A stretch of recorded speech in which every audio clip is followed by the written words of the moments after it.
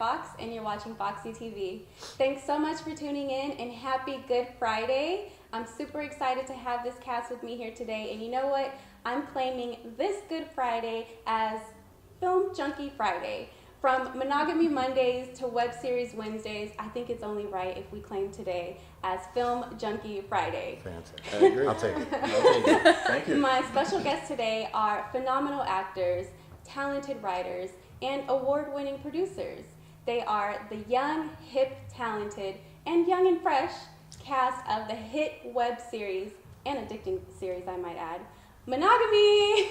Yes, thank you. Thank you for having us. Yeah, man. So thank you guys so much for sitting down with me today. I'm super excited to have you on FOXY TV finally. I know it's been a work in progress, but we're finally here. And first and foremost, I want to say congratulations to all of you guys for all of your success with the show. I listed here some of the awards that you guys have received just from film festival season, and I think it's absolutely incredible. Just the work that you're doing and your craft and your talent, it's everything, and it's so amazing. And so I wanted to just start by listing for people that maybe haven't watched your series just how awesome you guys are. So Monogamy, for just alone in 2017, you guys were the winner for Best Web Series in the Miami Independent Film Festival. Yes. Shout out to 305. Thank you, man. You were also the winner for Outstanding Drama Series in the LA Web Fest. Yes. And winner of Best Web Series at the National Black Film Festival 2017. Yes. I mean, if you guys don't know, now you know. You need to watch because they're not winning these awards for any reason. So congratulations on that. I think it's an incredible accomplishment. And I can tell you, I'm a fan of the show. Thank you. Obviously, Thank you. I've watched season 1 twice Ah. and season 2 once. So I'm definitely a fan of the show. So Ty, I want to start with you. Being the writer and the content creator and the creator of the show, how does it feel to have your accomplishments well known with these awards? It's one of those situations where you don't think you can do it until it's done. Then once you receive the award, it's like, wow, I can really do this. So it just gave me the confidence to continue on. From season 1, I was like, I don't know how people are gonna take it and whatnot, but the reception of it was so well. I was like, all right, we got to do a season 2. Then the reception for season 2 was even better. Mm-hmm. So it's still a learning work in progress with me. Yeah. So I want to ask you, how did the concept of monogamy come about? Like, how did this idea even transpire for you? That was a funny story, right? See what had happened was during my selfish single days, seriously, I was dating this married woman, and we were at her house one day, just to save for time, watching Cheaters. Joey Greco came out, he does his little thing, we busted the boyfriend, and I was like, monogamy doesn't exist. She goes, well, what do you mean? And I was like, well, look at us. And she goes, I don't want to talk about it, and she just clicked the TV off. And then after that, Think Like a Man came out, like a few weeks later, and we went to the movie theater, and I'm very observant. So I watch a lot of men's faces. So after the movie, all the women went into the bathroom and all the men were standing outside. So there was this one woman, curvaceous, very beautiful, walked by. Now, mind you, I saw all of these men with their girlfriends and wives, but yet all of their attention was on the woman who walked by. Then as soon as the wives came out, everybody was like, at attention. And I was like, wow, this is a topic to talk about. So I started writing monogamy as a feature. Then a close friend of mine, she read the first 20 pages and was like, this should be a web series. You can just put it out there as opposed to a feature where it's just 90 minutes, that's it, it'll go on a shelf somewhere. But with a web series, I can prolong it than a feature. So I was like, okay. I cut up the first 20 pages into like 2 or 3 episodes. Then my girlfriend was like, you need to write more. So I wrote more, and sure enough, here we are today. Wow. Well, I'm glad you went that route. Yeah. I never knew that story. Yeah. I don't think I knew all of that either. But why are you watching Cheaters while you cheating? Yeah. Like, what, is that some sort of foreplay? No, but I Ironic. was single though. I was still cheating? Yeah. Well, yeah, but What's he's that? not Whose really a idea cheater was it to because watch he was single. Cheaters while you're in bed You with know, the married because woman? Cheaters was her favorite But she was show. cheating. Of course, obviously. entertaining. Obviously, it was her favorite show. I know what it was. She was waiting to see if she was going to pop up on that show. You know what I'm saying? She was trying to get discovered. She was So- trying to make sure she didn't show up on Yeah, that show. Cheaters was her favorite show, and she would DVR it too. So it was Cheaters and Family Guy, like in sync. So we would watch Cheaters, then we would watch an episode of Family Guy, and just I'm sitting there one day and I'm like, wow, monogamy does not exist. Yeah. Oh, wow. Then from that story, then having friends, and talking to other people about their situations, then like YouTube was like the best place I can go for research, and I was like, wow, this is an epidemic. Yeah. I'm in a committed monogamous relationship going on 6 years, but there's a lot of people out there who struggle with it, and it's tough. Some people can do it, some people can't. The way I look at it is monogamy is about communication. As long as there's good, I sound like Dr. Grayson.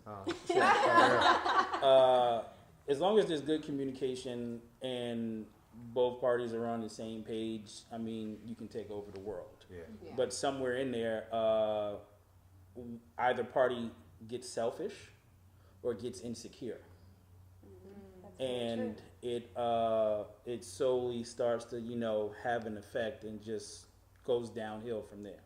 Sometimes it can be rebounded, sometimes it can't, but it's just something. And monogamy is genderless, it's colorless. Everyone goes through it. Yeah, and I think that's the $1 million question you partially answered. I think the $1 million question that a lot of viewers want to know is, from the cast, from each of you, do you believe in monogamy, or do you believe in another direction of relationships? I mean, I think it's a choice. I think it's a positive choice for most people. I don't think it's for everybody. I don't think it's natural for humans. That certain species of animal, some animals mate for life. Other species, sleep with everything in sight. I think humans are probably the latter. Especially the male human. So it's a choice, and if you're fortunate enough in life to meet that partner, to meet that person that inspires that choice, just like you might meet somebody who is incredibly healthy and kind of talks you into a healthier way of eating or living or quitting smoking or these choices that we make. The thing that makes us that makes the human the apex of the animal world is that we have this free will and this choice. We can make these choices to better ourselves and better our communities. And so if you meet that person that inspires that choice, I think it's a great and healthy choice to make. Myself, I'm married 11, it'd be 12 years this year. Nice. And to me, monogamy was kind of a relief. I mean, after being single for I waited a long time, and all of a sudden I had this energy that I used to waste, juggling phone calls and texts and, this one over here, all that energy is now freed up. Like, I just give it into you. Like and who did I lie to? I don't have to, trying to keep the lies straight, where I'm supposed to be. And like now, just like, it's a relief. Just, I found, the straight and narrow, for lack of a better word, to be relieving to me. But again, you gotta be fortunate enough to meet that person. And that's I don't know what, that's fate, destiny, the universe. I don't know, however you want to assign that, but that's not automatic. It's not automatic that you're going to meet that person. It doesn't happen for everybody. I understand that. So, but I got lucky. Yeah. That's my. And so what about you? What's your views on? I mean, I agree with what Leaf is saying. I mean, I'm lucky enough to have found my soulmate, and I've been married for a little over 2 years. We have a son, and everything's like fantastic, and we work together. We're a really good team in many ways. But before I met my husband, if you would have asked me that question, I'd be like, no, monogamy doesn't exist, like, you know, and I didn't think I was ever going to get married again because I'd gone through that at an earlier time in my life, and it had ended tumultuously, and I was like, not going to do that again. But then, like Lee said, you know, you just meet that person and you're like, oh yeah, okay, this is right. Yeah. So, Brandon, I have a question for you, kind of bouncing off of that. Mm-hmm. So, your character, Bruce, Crazy Bruce, Yes. I want to ask you, so like applying it to real life for the Bruces in the world that are actually out there, they have that perspective of, you know, they've loved hard and then they were hurt, they were deeply hurt, and it's something they can't let go. And so they either have a lot of anger or maybe resentment or just kind of that wild life living. I'm going to see this number of women, or it could be vice versa. It could be the other way for the Mrs. Bruces or the Mr. Bruces of the world. What's some advice that you would give to them, I guess, for them to believe in love again or a second chance at love? Well, I think when you take a character like Bruce, he's a man with pride. He's a man with ego. And for Bruce to leave all these other women alone and to give his girlfriend at the time, Tasha, his heart, and for her to stomp on it, or for things to not work out the way that he wanted to, that crushed him as a man. And from there, he wants to repair his hurt, for lack of better words of saying this, I'm not going to feel better until I make someone feel worse. And I think a lot of guys, you know, for us, you know, we're taught that, you know, the big boys don't cry. You're the head of the household. You're supposed to run this. You still respect the women, but you're supposed to run this and things like that. You know, and for somebody like Bruce that really got hurt, it was just tough for him. You know, for someone that's going through something like that, you know, it's the will of whether or not you want to trust again, whether you're able to let go of that hurt or lick those wounds or those scabs and things like that and to move forward though. But it's tough though. You know, it's really tough for guys. You know, you all take us back so many times when we screw you over. Oh my goodness. That is so true. I mean, you guys always take us back, you know, but I said this before, and Bruce is a good example of this. We can't take not 1/10 of what we all do to you all as females, and you reciprocate that back to us though. It's okay for me to call Veronica and expect her, maybe not to answer, but she's got to call me right back right away. But if the roles are reversed though, I'm going crazy. Yeah. I'm going crazy. Where's Veronica at? Where's Jessica at? Where's Shannon at? How come she didn't answer her phone Tuesday, 3:25 p.m.? Yeah. She always answers her phone 3:25 p.m. There's another guy. And then a lot of us guys, we create things in our mind of scenarios that might not even be there. Exactly. Yeah, that's You very know, true. so, you know, going back to Bruce, you know, he's a guy that has a lot of anger. He is a guy who put his heart on the table though, but he's found a life in prostitutes. He's found a life in calling women derogatory names. And for whatever sick, twisted, demented reason that is, that makes him feel okay for the moment. But when he sees Tasha again in season 2, all that stuff goes out the window. Because now he sees this woman who's in front of him that did hurt him, but yet he still can't get past the simple fact that he really loves her. And that he wants to rekindle some things with her though. That's one of the things that I love about each character. It's so relatable and it's real life. You know, each situation is like you can relate to it in some way, or no matter who's watching, you can relate to that character in some kind of way. And I think that's what makes your series so successful is people are watching like, oh, I experienced that, or oh, I know that happened to somebody that I know, you know. So with you saying that, I agree, and I think it's words of wisdom from you. So I think your advice is you're saying for the Bruces in the world to trust again, let go of your pride, and to just be open. That's what it sounds like. That's great advice. I love that. Okay, so I want to ask you guys, what was the casting and audition process like? Because I've talked to we've interviewed directors before and, you know, actors, and some people have told me, you know, I didn't have to audition or I just got booked off of my reel. So you guys have really good chemistry here. So I'm really curious to know what was the casting process like for this cast?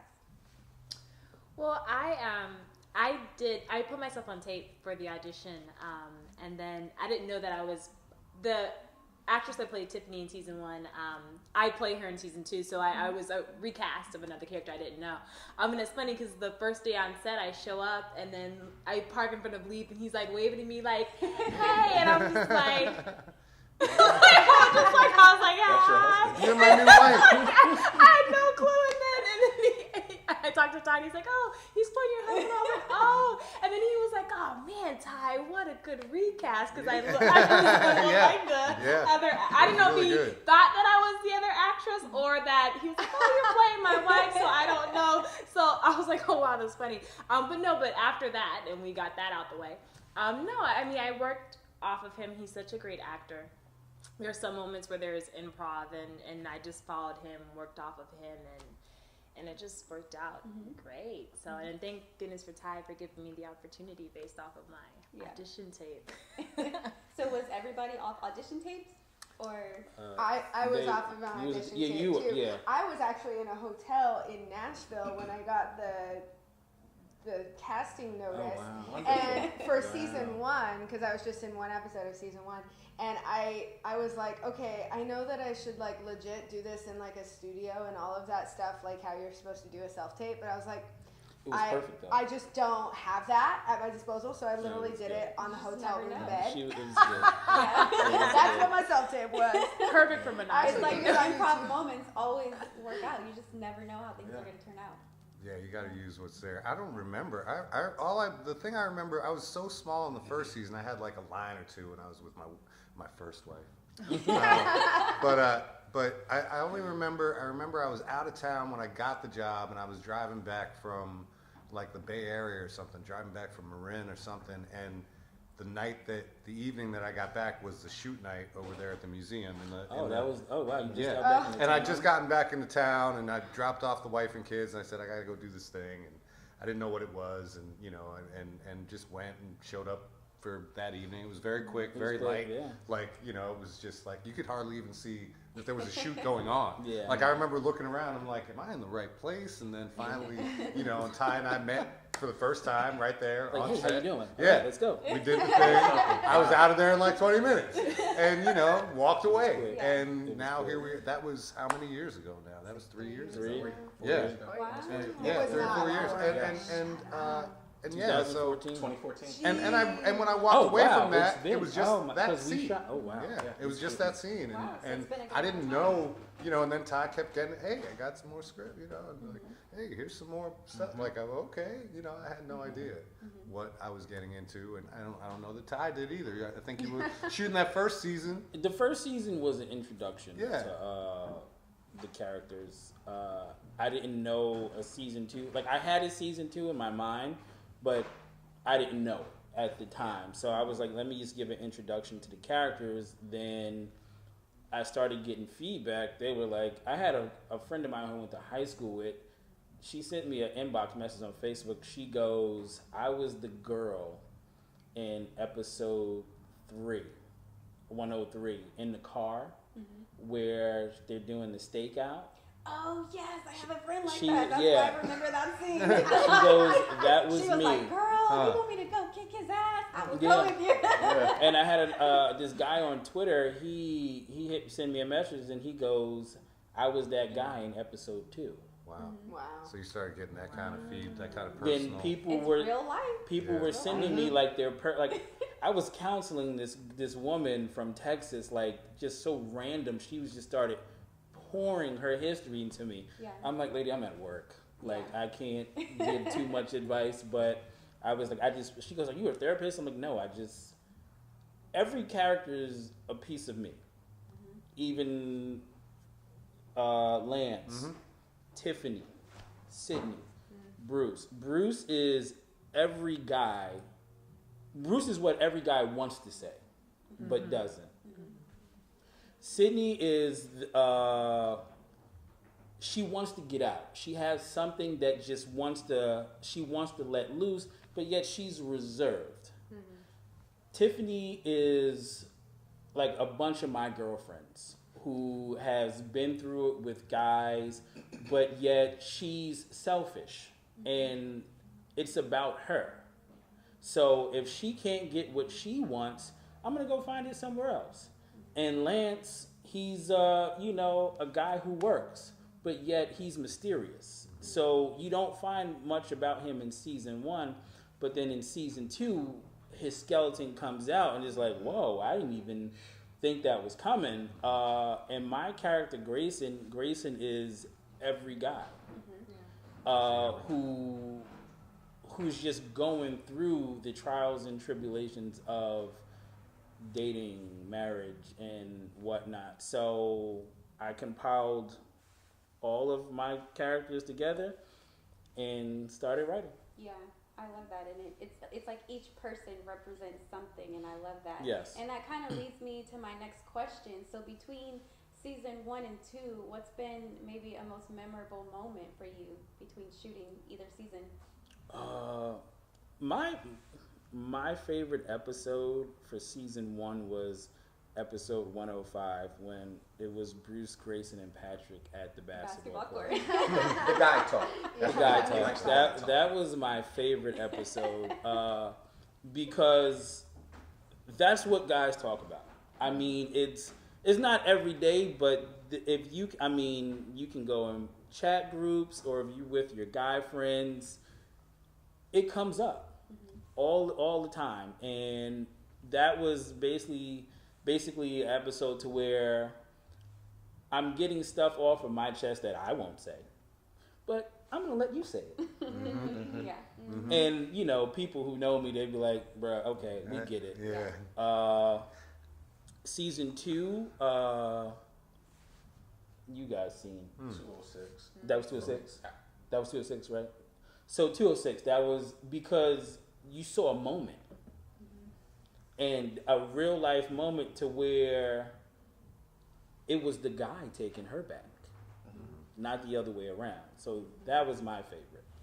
And that was fun to play too. That was really fun to play. Yeah, mine was 206 too. Watching Leith and watching Jessica in that real life moment of a husband and wife agreeing to work out some differences that probably me as a man, I probably couldn't get through it. Yeah, I would have left already. And to see how Leith embodied Lance and taking back, you know, not to get the story away to you guys, but a cheating wife, but also to see how audiences, Shannon, at the film festivals react to them. Oh, I remember that. Yeah. That is At Indie Night. amazing. That was deep. Yeah. To see people so engaged into this relationship of what she's done, also what he's done, but for him to set aside his differences and take her back, that was amazing to me. That's deep. And also, when you make that choice of monogamy, I mean, or a relationship, I mean, it's work, man. You gotta work through. I mean, that was a big, you know, that was a very big dramatic obstacle. I mean, we're filming this, but you know, that can be that can boil down to the dishes in a real life. Yeah. You know, Yeah. there's all these And little many times it negotiations. Because people could there's be on the fence either way. Yeah. With that. And with that's why those two. it's gotta be a team, you know what I Yeah. mean? That's what, where you mentioned, you know, we're usually good partners, and that's what this is. It's a partnership, you know, it's almost, a marriage is more of a business relationship sometimes than it is a romantic relationship. It's Yeah. business, and Yeah. you gotta work it out, you know, That's you're true. not gonna throw out the baby with the bathwater. That's true. It is a lot of work. It and is. that makes me think about asking you guys this, because I know the series is a great series. It's addicting. It's definitely binge worthy. But just shifting gears a little bit, there were some real world serious topics introduced into the series, like infidelity, rape. There was a scene of domestic violence, I guess you could say. Yeah. So introducing those things into the series, what is it that you hope viewers take away from that? I mean, for me, I hope that it just further continues to bring awareness to those topics, because they are very relevant and very real topics right now. And one thing that I love about what Ty's done with this series is that he's created very strong women in this series as well. It's not just the strength isn't just with the men, it's also with the women. And I personally, as an actress, really gravitate towards those kinds of roles, and so I'm so appreciative that that's a part of the series, and bringing strong women to the forefront, because I just think it's a really important aspect of film right now. Absolutely. And then even what Ty was saying earlier, when everyone was reaching out to him saying, oh my gosh, that's me, all the situations and all the different characters in the series, season 1 and 2, it can relate to everyone. Someone is that person. Someone's the one that's in an abusive relationship and may not be able to get out. Someone's in a relationship where their husband snipped, didn't tell them, and you know what I mean? Like, and that's a huge deal. Talk about dishonesty and mistrust, you know what I mean? Someone's can't choose to be monogamous. It's just not in them, or they just have a problem with it. It could be a sex addiction. There's a role for everyone in this world that can relate to a character in this series. And that's why the series has been so successful. Yeah. I'm telling you, just as a viewer looking, outside perspective looking in, I guess, that's why your series in both seasons have been so successful. And that's why I love it. It's relatable, as you all have said. It's no matter who watches, no matter what age, no matter what gender you are, you can relate to some character in some kind of way. And I think that's why you are getting the incredible feedback that you're getting. And I just have to speak to Ty and the entire production team, and to see these guys, it starts with a well-written piece, which makes it very easy for us to be relatable and successful, and then professionalism and production value, and then to see Ty and Brandon both change hats from producer, writer, to actor, director to act, you know what I mean? And then and it's really interesting on set when you're acting with Ty, like he's just an actor. He's no longer the creator, writer, any of those things. You see him go into acting mode, and that's right. That's exactly what he should be doing. You know what I mean? And not worrying about the lighting or the this or that. You know what I mean? There's nothing worse than being in a scene with somebody and they're looking at the lights around your head, or worried about the sound. He shifts completely over to being an actor, and so. There's you just never know, especially when you're, you hear the, web series, the term, which sometimes you don't know what you're walking into as an actor, as a performer. And, I think maybe many of us have walked into some bad situations, not maybe physical harm, but also just like, oh, this is going to take all day, or it's so unprofessional, or I don't even want to do this now. It's never any of that with the Monogamy crew. Of you're walking into something real, you're walking into something pro and easy, and you're going to be with professionals trying to make the best product possible. At the same time, there's an ease, and you don't have that big budget, time's a waste of me. Every 5 minutes is $500,000. We got to get this shot. Come on, it's a wrap and wheels up. It's like it's calm and that creates a good product. I wasn't calm. But you. I made sure they were calm. And that's when you get the best work. Brandon, he was very pivotal because there was a day where we didn't have enough people. I called Brandon. I was like, "We're scrapping Simi Valley." Oh yeah. I was like, "We're scrapping it." He goes, "No." I was like, "We don't have enough people. I'll call you back." He called me back like 30 minutes later. I got everybody.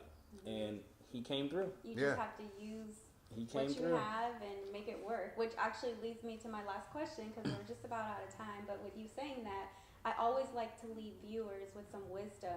So, you have an audience of all ages watching your series, older and more mature. So for those people that are thinking about becoming an actor, or they have a dream of becoming a famous writer, what's some piece of advice or words of wisdom that you would leave with them as they go to pursue their goals and their dreams? I would say never give up.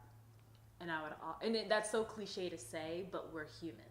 So even, especially in the beginning of your career when everything's so exciting, and you're like, oh, I know I can audition, 500 times, I'll eventually book, or I know. Sometimes it doesn't. You have friends that excel faster than you, or you could be doing everything right with your career, taking acting class, nailing an audition, but there's so many things out of your control that as a human being, you're like, oh my gosh, is this my call? And is this going to work out? How long can I keep doing this? And then with that, I would say, don't wait for someone to open a door for you. Knock it down yourself, which is what Ty did. You know what I mean? Especially in this day and age, you, especially with women and the issues that are going on in the business now, you have to create your own avenue, your own opportunities. Because I feel like no one's going to, not being pessimistic, but realistically, I don't think you shouldn't expect anyone to, or even if they give you an opportunity, it's the one that you want or you gravitate towards, or you think, oh, this is my path. Like I would say, just create your own lane and make your own opportunities. Yeah, I definitely don't think it's being pessimistic. I think it's being motivated. So I love that you say that. Create your own opportunities, never give up. Brandon, what about you? For me, we hear think outside the box. Just come with it. Just there is no box. There is no box whatsoever. There is no more tunnel vision. I'm just a writer. I'm just an actor. I'm just a producer. No, you can wear many hats. Yeah. And I use myself as an example of auditioning with him in 2014, and then coming on as an executive producer for season 2. We never thought that we would see the award nominations and winning the awards, and we're up for 8 awards at this coming 2018 LA Wet Fest. We didn't see that. So there is no box. There aren't any limitations, and know that you can stand toe to toe with anybody else. It doesn't matter network. It doesn't matter studio. It doesn't really matter. You can you can stand toe to toe for anybody else, though. You just have to believe in yourself, like really though. Yeah. You got to be the best you. And that's my advice. Just being the best you. And like Jessica said, you can't give up. I mean, because it's frustrating, Shannon. I mean, it's. I know we all had these conversations. It is frustrating. Oh my goodness. But when it's your time, it's your time. Yeah. And you got to take advantage of that time. What is it? Maximize it when it comes. And on that, kind of piggybacking on what you said and also what Jess said, is gratitude. So always be grateful, which sometimes when things are sort of at a low point in your career, or you're not getting the auditions or the bookings or whatever that you want to get, I'm speaking now as an actor, but sometimes it's really easy to slip into the entitlement sort of thing of well, I've done this and this and this and I should be doing this. And if you're approaching everything with just an attitude of gratitude, then more things are going to come your way. And I guarantee also that there's some person in some place in Ohio that's looking at what we've done, and they're like, oh, I wish. They're aspiring. You know what I mean? And we're looking at what other people that we aspire to are doing, and we're like, oh, I wish. It's all relative. They reach out to us all the time. Hey, when you guys casting again? Oh my God, I would love to be this. Hey, if there's any if you think of anything, just let me know.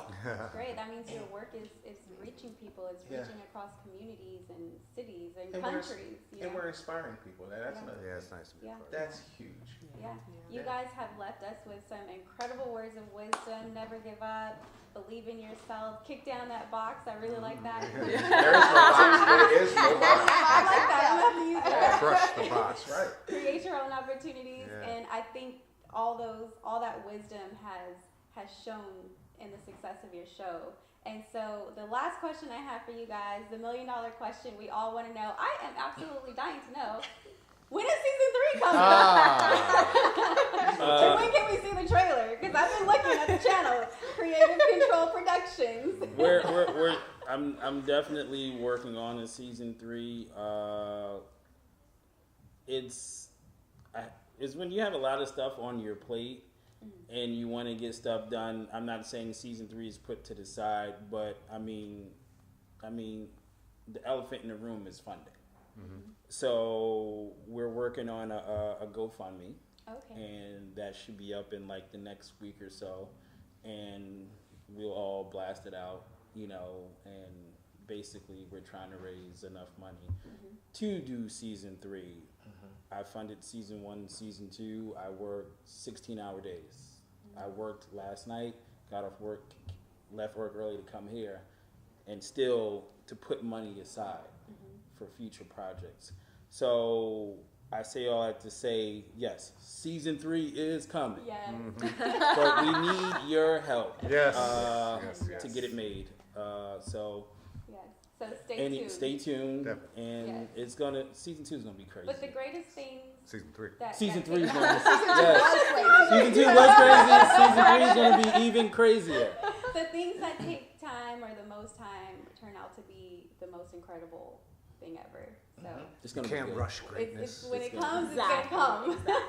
It's gonna be So good. I already know, your YouTube channel and website, but just shout it out one more time, maybe for people that want to watch that haven't watched, or if you're like me and you just want to watch again. You can go to monogamywebseries.com, or you can go on YouTube / Creative Control Productions TV. Or, I'm proud to announce that we are now on a streaming network. We're on the On channel. I Yes. saw that Yes. on Instagram. Yes. Congratulations. The On channel, based out of New York, has given us an opportunity to put Monogamy on the platform. So there are 3 ways you can watch Monogamy. Yes. You can Boom. and subscribe to all of them if you want. Yes. Follow us on Instagram, Monogamy the Web Series. You'll find all of our personal social media on there as well. So there are multiple ways for you to get to Monogamy and for us to get back at you. Yes, There you go. and it's definitely binge worthy. So make sure you guys check them out. You guys, thank you so much. Brandon you. Larkins, Thank you for Veronica having us. Burgess, Burgess, yeah, you got it. Ty Saulsbury, Yes. Burry. Salisbury. I don't want to butcher anyone's name. Jessica Caesar. Yes. Nice. Yes. And Leith Burke. Yes.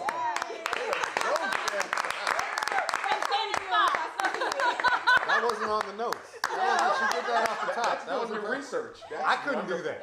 I've known these people for years. Hey, you.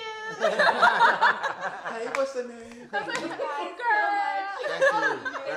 so much for spending time Thank you for with having me, us. for Thank gracing you. your presence Thank you. on Thank Foxy you. TV. Foxy TV, You guys, y'all. you can find their individual social media pages and websites probably from the The- Monogamy yeah, series yeah. page, They're- right? right. Yes. Monogamy on our IG has everything. Yeah. Yeah. You can find each of them on there. Make sure you guys support what they're doing, their work, their journey, their talent. Make sure you tune into season 1 and 2 on YouTube, and the website, monogamytheseries.com. And make sure you stay tuned. You guys are going to love the show. And hey, I will love you forever if you subscribe to our YouTube channel and connect with us on social media. You can find Foxy TV Media on Facebook, Instagram, Twitter, and of course, go ahead and click that subscribe button on YouTube. I'll see you guys again soon. Thanks so much for watching. I'm your host, Shannon Fox, and you're watching Foxy TV. That was good.